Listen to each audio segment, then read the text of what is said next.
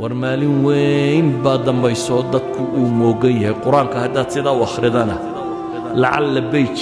ay ka maqantay inaanu jirin laba bayj oo kastoo iska soo horjeeda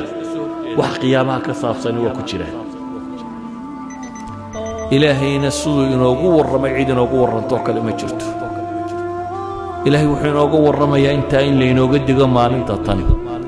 inana maalintaa indhali dhagali baynu ka taaganay waxaynu rabnaa inaynan maqal oo arag waxaynu rabnaa inaynu adduunkan ku wareegno iyo inta taalla maxaa xoolo la shaqeeyay maxaa tacliin la bartay maxaa dumar la guursay maxaa caruur la dhalay maxaa ka intan yare adduunka inaynu ku wareegno waana la hubaa intaad geeriyooto inaad maalintan tegi doonto waa la hubaa